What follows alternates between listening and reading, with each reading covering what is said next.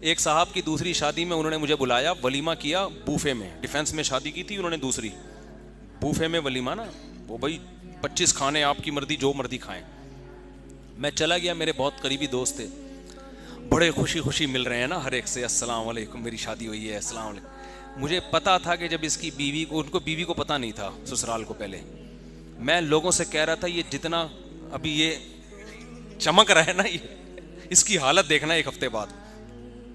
وہ سمجھ رہا تھا کچھ بھی نہیں ہوگا, وہ سمجھ رہا تھا سب خوش ہیں اور سب مجھے مبارکباد دے رہے ہیں, کوئی بٹیر کھا رہا ہے, کوئی بڑا وی آئی پی ولیمہ کیا, کوئی فش کھا رہا ہے, اور لا کے پوچھ رہے ہیں آپ بٹیر لے آؤں آپ کے لیے یا فش لے کر آؤں آپ.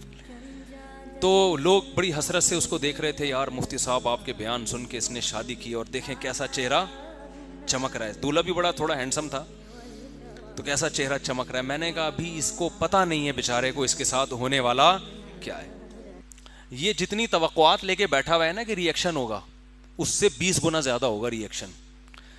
اور یہی ہوا یہ کہ جب اس کا ولیمہ ختم ہوا, ہنسی خوشی زندگی کے جب دن شروع ہونے والے تھے نا اس کے گھر میں پتہ چل گیا کہ جی محترم ایک اور شادی. اچھا اس نے شادی بھی کی طلاق یافتہ بچوں والی سے. جب اس کو پتہ چلا ہے نا, 3 دن چھپنے کے لیے میں نے اس کو کمرہ دیا ہے یہاں پہ. میں کسی کو دوسری شادی کے بعد کمرہ رہائش کے لیے نہیں دیتا نہ چھپ, کیونکہ میں کہتا ہوں بھائی مزے تم اڑاؤ, ہم اپنی ٹینشنیں بھی پالیں اور دوسروں کی ٹینشنیں بھی پالیں. بھائی ہماری اپنی ٹینشنیں کم ہیں, ہم ہر دوسرا شادی کرنے والی کی ٹینشن بھی ہم لیں, ہمارے اپنے تو نمٹنے دو ہمیں. تو اس نے کیا ہوا ہے کہ اس کا اتنا ری ایکشن ہوا بیچارے کے ساتھ, اتنا ری ایکشن ہوا کہ میرے پاس فون آیا, بھائی میں تو تباہ ہو گیا, برباد ہو گیا, میرے سالے کو کوما میں چلا گیا ہے. وہ 10 سال بعد کومے سے اٹھا تھا, اس کو پتا چلا کہ میں نے دوسری کی, واپس کومے میں چلا گیا. وہ کہہ رہے 10 سال تک کومے میں تھا, آج ٹھیک ہوا تھا.